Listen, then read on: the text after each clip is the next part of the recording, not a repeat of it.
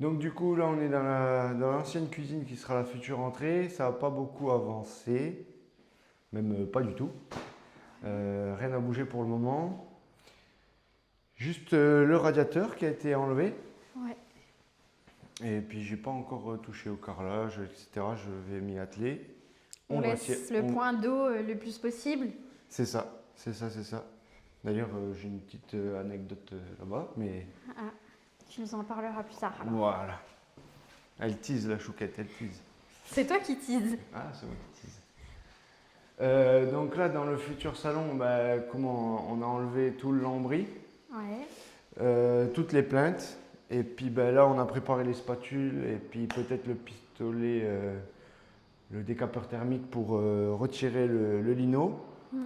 Bon, ça va être chouette, je pense, parce qu'il est bien bien collé. Au-dessus, j'avais la chance qu'il était posé juste sur la moquette, et la moquette n'est pas collée, ou en tout cas, elle a été collée avec le temps, elle s'est décollée. Donc voilà, donc la mission lino qui va s'approcher. À côté, Tu j'ai nous juste... parles pas un petit peu de ce qui se passe là, la petite découverte Ben en fait, on va dire que les gros murs porteurs, en fait, tous les murs porteurs de la maison Mm. en pierre ont du salpêtre ou de la moisissure, enfin un champignon un peu spécial. Euh, Ça décroche l'enduit existant, donc qui était un projeté. Donc c'est un signe que le mur ne respire pas, que ça pourrit, et puis surtout qu'il y a des remontées d'eau par le sol, puisque c'est une vieille maison, et du coup elle est posée, les murs sont posés à même le sol. Avant c'était une grange, une ferme, donc c'est pour ça qu'on retrouve une écurie, etc. Et c'est des murs, c'est des maisons auxquelles ils faisaient les murs porteurs directement sur la terre. Alors sur des sols, ils avaient confiance, les anciens, donc on peut avoir confiance, ça ne devrait pas non plus trop bouger. Mais par contre, ce petit couac, c'est que comment? On a des remontées d'humidité. Mm. Donc là, on est à bien 60, presque 1 mètre de remontée. On le voit à peu près à la différence de couleur. Donc, de toute façon, il va falloir gratter, poncer tout l'ancien projeté. On va essayer de voir si on peut faire des injections avec un style de céramique, enfin de ce qu'on met sur les tables de l'époxy. Mm. Ah ouais, c'est ça. De ce que j'ai compris sur internet, mais après je vais voir, je vais essayer de trouver un spécialiste. Parce qu'apparemment, le matos pour injecter dans le mur, c'est pas non plus à la portée du petit particulier. Et puis, comment le produit est pas non plus à la portée du particulier. Donc, je ferai sûrement intervenir quelqu'un. Ça veut dire aussi qu'il va peut-être falloir découvrir aussi tous les murs qui ont été plaqués anciennement pour voir l'état des murs et voir si on fait des injections. Il faudra peut-être prévoir un drainage au pied des murs porteurs, intérieurs, peut-être, je ne sais pas encore, j'ai réfléchi. De sûr, il faudra refaire un drainage extérieur pour éviter que l'eau à l'extérieur de la maison ait tendance à ruisseler et puis venir se mettre sous le sol de la maison et du coup remonter par les murs intérieurs. Donc à voir, on verra. Mais c'est pas forcément une bonne nouvelle, c'est pas forcément une mauvaise nouvelle. On aurait préféré qu'il n'y en ait pas quand même. On aurait préféré qu'on Mais n'ait pas. Après, comment? C'est aussi lié au fait qu'il n'y ait pas eu de ventilation depuis 1 an, oui. que la maison était fermée depuis 1 an. Donc peut-être que aussi on va avoir de belles surprises, on va gratter, on va traiter. Il existe des produits de traitement. Il existe aussi des enduits respirants pour pas fermer la respiration du mur.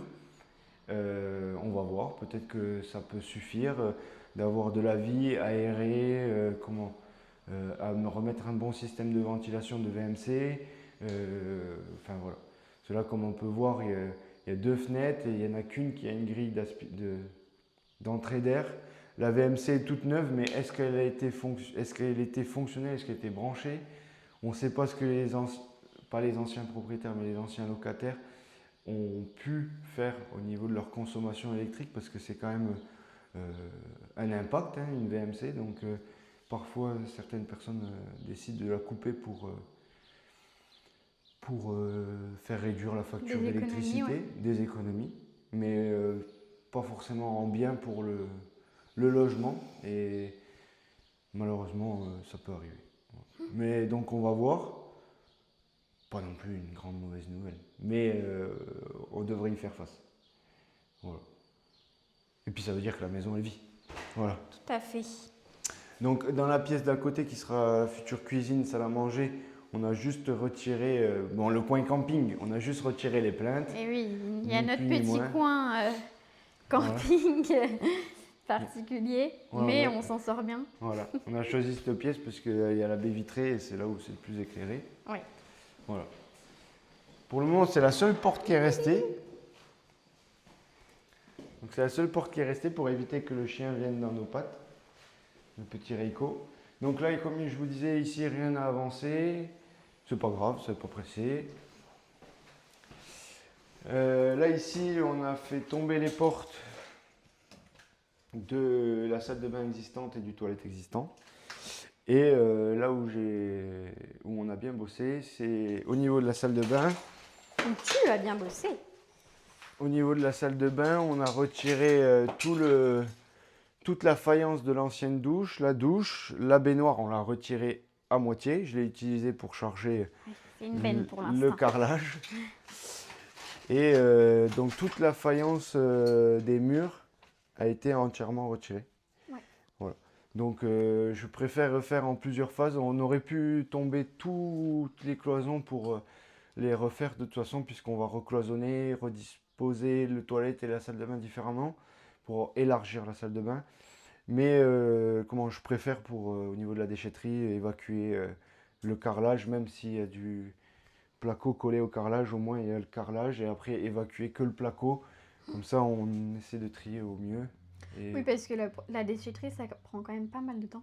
ça prend pas Mine mal de de temps, rien. et puis faut le faire petit à petit parce qu'il faut évacuer, et puis on peut pas forcément évacuer comme ça. Ouais. Voilà. Et donc du coup, la petite anecdote, c'est que Ah oui, alors raconte-nous, parce que même moi, je sais pas. Hein. Et ben du coup, je me suis retrouvé à vouloir. J'ai retiré la douche sans problème. Ouais. Il y avait deux robinets, donc il y a deux conduites en cuivre qui remontent eau chaude, eau froide pour la douche, avec deux robinets sur la remontée. Aucun problème, j'ai pu les couper. Et là, j'ai mon arrivée d'eau froide et mon arrivée d'eau chaude qui est par le sol, qui viennent à l'ancienne baignoire. Mhm. Pas de robinet. Les robinets, il y en a 6 ou 8. Il n'y en a pas un qui ferme, qui isole cette baignoire. Et dans la foulée, après la baignoire, on arrive sur le l'évier. Et donc, l'évier et la baignoire n'étaient pas fermés. Ok. Donc, j'ai coupé le ballon d'eau chaude. On n'utilise pas l'eau chaude. Donc, j'avais plus d'eau chaude. Mais par contre, j'avais toujours de l'eau froide. J'avais pas de vanne au niveau de l'arrivée. Et donc, du coup, je me retrouvais avec le meuble au milieu sans pouvoir l'enlever. Et dans toutes les caisses que mon papa m'a gentiment transmis, avec celle marquée plomberie, j'ai trouvé un raccord. J'en ai pas trouvé deux, j'en ai trouvé un. Donc c'est souvent comme ça, quand il nous faut un truc, il n'y en a qu'un. Il était au fond, parmi tant d'autres petites pièces, et j'ai pu boucher, donc faire un raccord, donc un raccord 3/6 sur l'arrivée d'eau. Et pour le moment, c'est temporaire, mais c'est très bien. Ça m'évite de couper l'eau. En fait, je pouvais couper l'eau, mais ça me faisait couper l'eau au général. Mhm. Et du coup, sur le seul point d'eau de la cuisine, comme on a dit, on veut le garder, et ben, du coup, j'avais plus d'eau. Et c'est pas pratique parce que voilà. Bah, on aime On en bien a quand même besoin. se laver Voilà. les mains, se laver Se laver les dents, mains, se laver les dents, faire la vaisselle. faire un petit coup de toilette. Voilà, c'est voilà. ça. Donc voilà. Ok, on continue. Ouais. Et donc là, il reste pas mal à évacuer. Et donc du coup, ce qui a bien avancé aussi, on a bien avancé sur le haut. Donc du coup, c'est là où ça a le plus avancé, entre guillemets, c'était le plus facile. Il nous reste encore du boulot quand même. Du coup, là, Lulu, tu nous expliques un peu pourquoi il y a autant de trous? Alors du coup, là, il y avait une porte, ici. La porte en soi était propre. J'aurais pu la garder, j'hésitais même. Mais en fait, en enlevant le lino et la moquette, je me suis rendu compte, en étant un petit peu à quatre pattes dans le coin, que ça sentait vachement le pipi de chat. Et en fait, on sait que les anciens locataires avaient beaucoup de chats et beaucoup de chiens. Alors nous, on aime les bêtes, ça ne nous dérange pas. Après, Dans quelles conditions dans ça, quelles on se conditions, retrouvera ça jamais. c'est différent. Et là, pour le coup, je présume clairement que les chats ont fait pipi ici. Ouais. Et donc là, on est sur un morceau de plancher bois qui a reçu un ragrillage. Et ici, là, c'était le pied de la porte qui avait été coulé dans le béton pour la dalle de la chambre. Et en fait, ça sent énormément le pipi. On ne le sent pas à la vidéo malheureusement, mais c'est difficile à tenir quand on est accroupi. Ouais. Et en plus de ça, on voit à côté très clairement que le rail à placo du bas est clairement attaqué d'une partie, mais pas de l'autre. Ouais. Il n'est pas moisi, il est vraiment à l'état de rouille. Ah oui. Et il se décompose vraiment en tout petits bouts. Mais pas le fond. Il n'est pas vraiment que sur cette zone-là. Oui, Et donc le ces zones de pipi. ouais. Quoi. Le pipi est très corrosif et et à répétition, il peut faire ce genre de choses. Donc du coup, je l'ai enlevé. Je l'ai enlevé et puis pour l'enlever, elle n'était pas pratique. Il n'y avait pas de vis au-dessus. Il y avait 3 vis ici, mais elles étaient reprises sur des plats métalliques chevillés dans le mur porteur ici. Donc pas accessible, en tout cas les vis qui étaient dans la porte étaient en intérieur porte, donc pas accessible depuis l'extérieur. Et puis de ce côté-là, les vis étaient dans les rails du placo. Donc je pense qu'ils ont posé la porte et vissé dans un sens ou dans l'autre, et ensuite plaqué. C'est ce qui se fait, ça se fait bien, mais pour le démontage c'est moins pratique puisqu'on tombe pas mal de choses. Après, ça nous permet de voir ce genre de choses et puis de corriger le tir. Ouais. Et puis d'avoir de belles portes après. Aussi. On a Madame Dépense et Monsieur Économe. Non, je rigole. Voilà. Donc là, sur cette chambre-là, on a enlevé le radiateur. Donc pareil, toutes les pièces en bas, on a enlevé le radiateur. Là, on a enlevé le radiateur. Je radote, mais pour pas oublier ce qu'on a fait. On a retiré toutes les plaintes. Une petite surprise en retirant les plaintes, c'est que ce mur-là, il a pris l'humidité, il est moisi. La principale raison, c'est que le placo touche le sol. Et c'est à ne pas faire parce que la moindre humidité, en plus en dessous il y a la salle de bain, la moindre humidité remonte par capillarité. Et si le placo est en contact avec le sol, l'humidité se gorge dans le mur en placo qui fait fonction d'éponge, principalement. Mais rien de dramatique. De toute façon, on avait remarqué qu'à ce niveau-là, le mur est très bien plaqué. C'est-à-dire qu'on ne ressent pas de vibration ou quoi que ce soit. Donc soit il est très bien plaqué, soit il est très bien collé. On ne sait pas exactement comment il est fixé contre le mur porteur. À ce niveau-là, il gondole. Donc il y avait le radiateur. Est-ce que le radiateur faisait poids? On sait aussi qu'il y a eu un dégât des eaux. Donc est-ce qu'il y a eu de l'humidité qui a fait que la plaque a gondolé, a pris un peu l'humidité puis a séché? On ne sait pas. On a décidé qu'on allait le déplaquer et le replaquer, remettre de l'isolant propre. En plus qu'il y a eu une infiltration d'eau, vérifier au-dessus l'état. J'espère qu'il n'y a pas trop d'écho parce que je parle fort et que la pièce résonne maintenant qu'elle est vide. Vérifier l'état de l'isolant et le remplacer, etc. etc.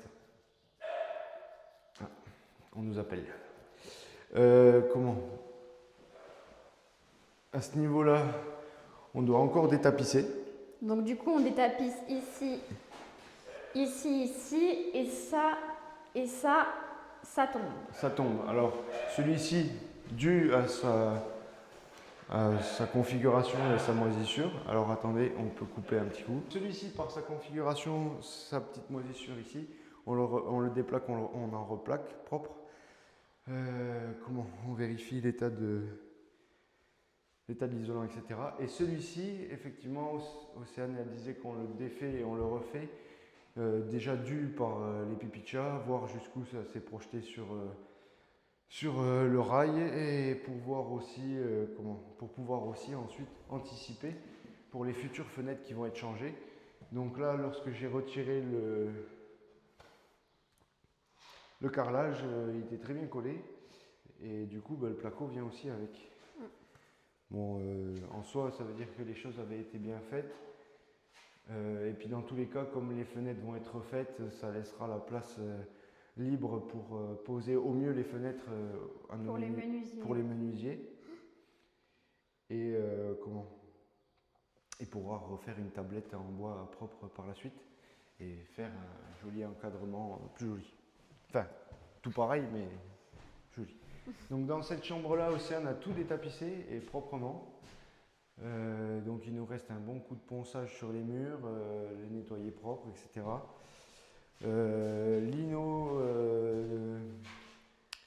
Lino plainte moquette a été retiré.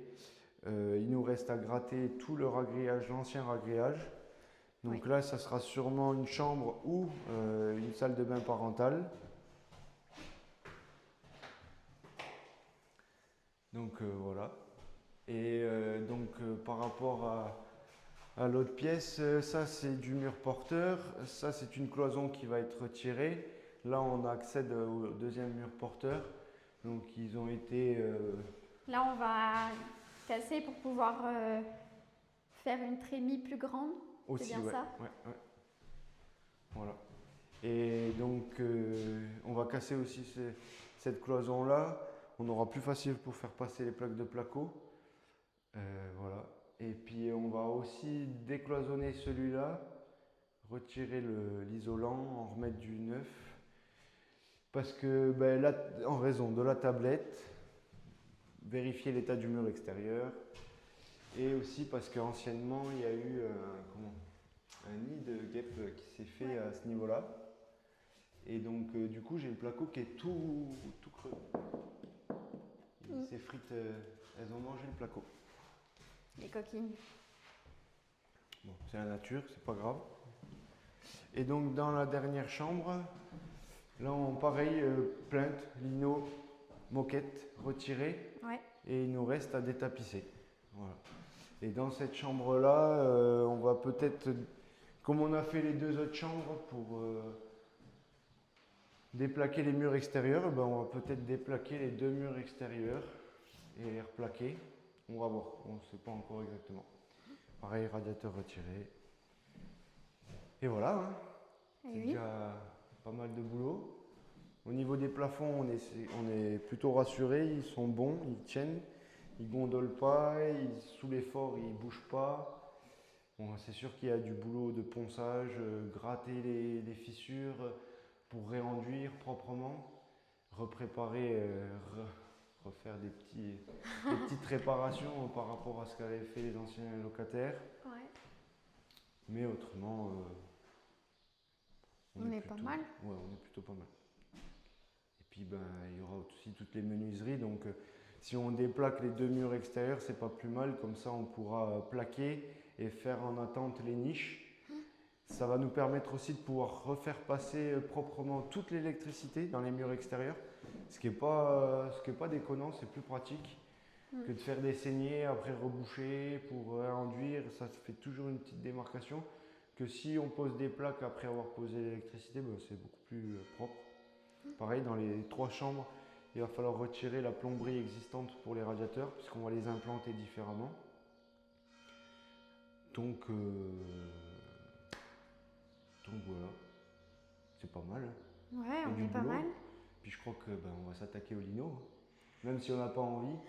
On le retarde, on retarde, mais on a pris l'excuse de la vidéo pour le retarder, mais là il n'y a plus le choix.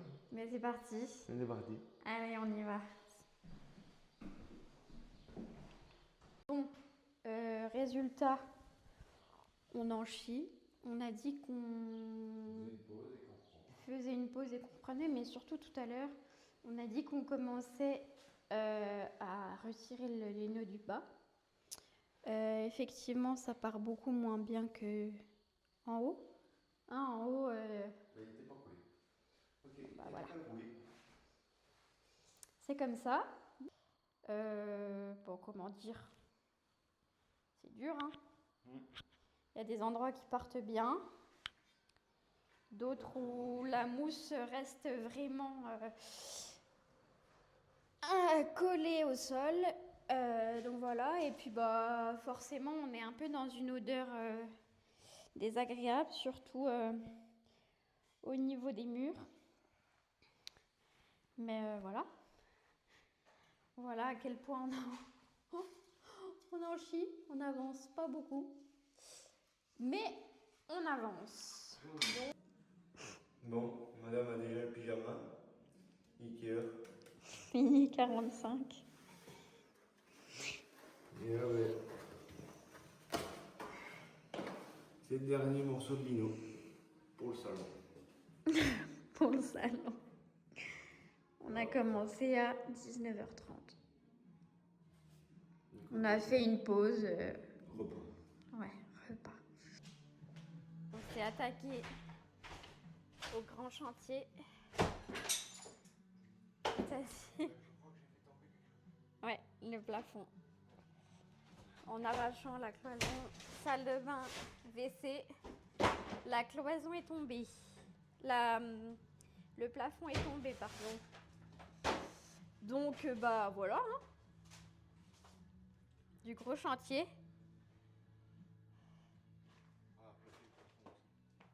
Ouais. Ah, là, on n'a pas le choix. Mais la base est propre. Tu trouves ça va aller? Ouais. Bah au moins on sait ce qu'il y a. C'est sec. Oui. Au moins on sait ce qu'il y a au plafond, enfin la dalle. On sait comment est la dalle. Oui. Exactement. Enfin je sais pas si vraiment ça s'appelle une dalle, mais. Si, c'est un plancher dalle. Voilà. Le plancher de la chambre au-dessus, c'est une dalle. Donc, Voilà. voilà. Moi je me suis testée à utiliser. Comment ça s'appelle ça, Lulu? Un perforateur pour enlever les carrelages des toilettes. C'est pas hyper satisfaisant quand même. Bon. Bah, je sais pas. Je suis pas convaincue. Ah, ça fait un peu peur, quoi. Voilà.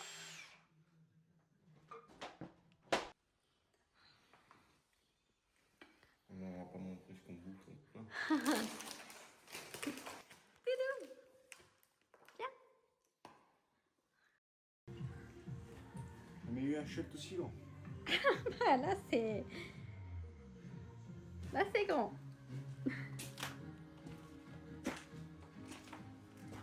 On a pas mal déblayé. Là, c'est trop bien. On va pouvoir faire un placard de rangement pour le toilette et la salle de bain. Et voilà. Il y a beaucoup de casse. Hein? Oui. Bon, il y a eu un blessé.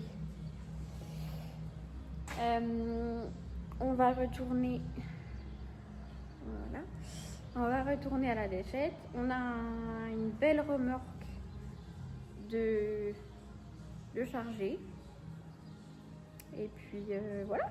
On avance bien sur la salle de bain. C'est pas mal.